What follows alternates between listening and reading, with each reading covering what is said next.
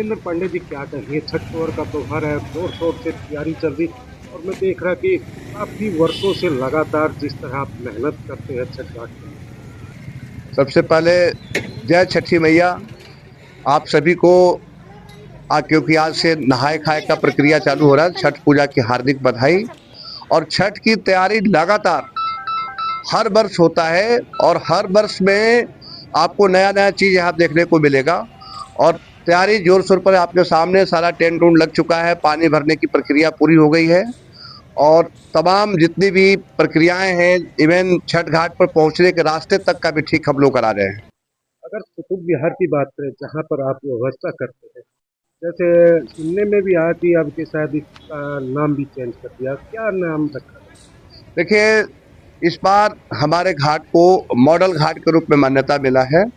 और इस बार इस जगह का जो छठ घाट हमारा है, इसका नाम हुआ छठ घाट डीडीए ग्राउंड, कुतुब विहार फेज 1 नियर झनकार रोड। ये नाम से अब जाना जाएगा ये पार्क। कितने वर्षों से लगातार आप वहाँ पर छठ पर्व का त्योहार मनवा लोगों को? ये 24वें साल का छठ पूजा का त्योहार है।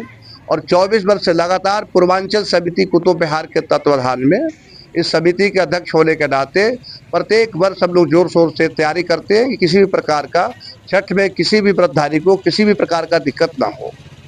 धर्मेंद्र पांडे जी, अगर छठ घाट की बात करें, क्योंकि अगर पश्चिमी दिल्ली की बात करें या मटियाला विधानसभा की बात, शायद ही कोई इतना बड़ा घाट देखने को मिला हो जितना बड़ा। कितने लोगों की व्यवस्था यहाँ पर रहती देखिए, ये 22 बीघा में तालाब है। 22 बीघा का मतलब 52,000 53,000 स्क्वायर मीटर का ये तालाब है।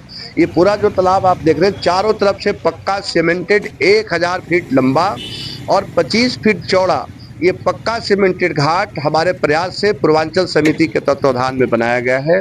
और मैं समझता हूँ कि पश्चिमी दिल्ली का सबसे बड़ा छठ घाट है। इस छठ घाट पर हजारों की संख्या में लोग पूजा करने आते हैं।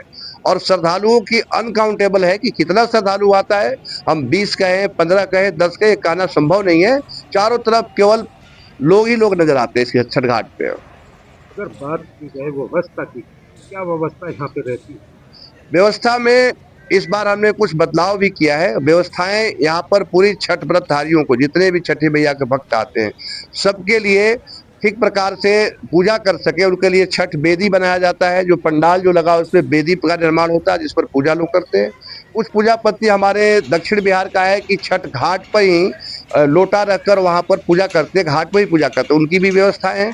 और इस बार छठ घाट में पानी में तालाब में उतरने के लिए हर 20-25 फीट पर एक एंट्री गेट दिया गया है। 4 फीट की सीढ़ियां छोड़ी गई है, जिससे श्रद्धालु ठीक प्रकार से जाकर पूजा अर्चना करके वापस अपने स्थान पर आ जाएं। और साथ ही साथ इस बार सभी छठ व्रतधारियों के लिए जो भगवान सूर्य का अर्घ दिया जाता है शाम के समय और सुबह के समय, यहाँ दूध की व्यवस्था, गंगा जल की व्यवस्था छठ समिति के द्वारा रहेगा। अगर सुरक्षा को लेकर बात करें, क्योंकि काफी लोग यहाँ पे पहुँचे, कुछ ऐसी अनहोनी ना हो, उसको लेके दिल्ली पुलिस या आपकी तरफ से ऐसी व्यवस्था रहती है?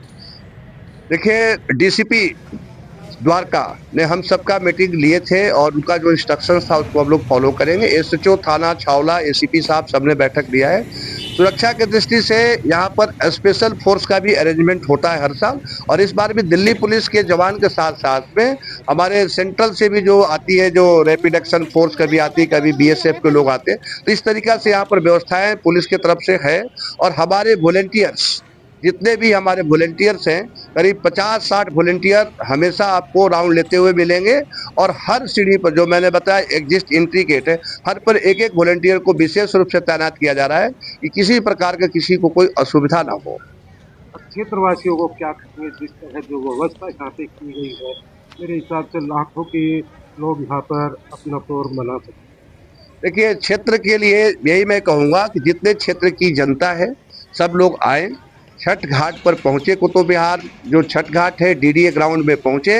और यहाँ पर छठ पूजा क्या होता है, जिनको नहीं भी समझ में आता है, एक बार आकर आप देखिए कि भगवान भास्कर का किस प्रकार से डूबते हुए सूर्य का हम लोग अर्घ देते हैं। संसार जल जाहिर है कि कभी भी डूबते हुए को कोई पूजा नहीं करता, लेकिन बिहार की धरती से ही ये छठ पूजा संदेश देता है कि डूबते हुए सूर्य से हम लोग पहले भगवान से पूजा अर्चना करते हैं और फिर उगते हुए सूर्य का पूरे रात इंतजार करते हैं छठ घाट पर बैठकर या अपने घरों में।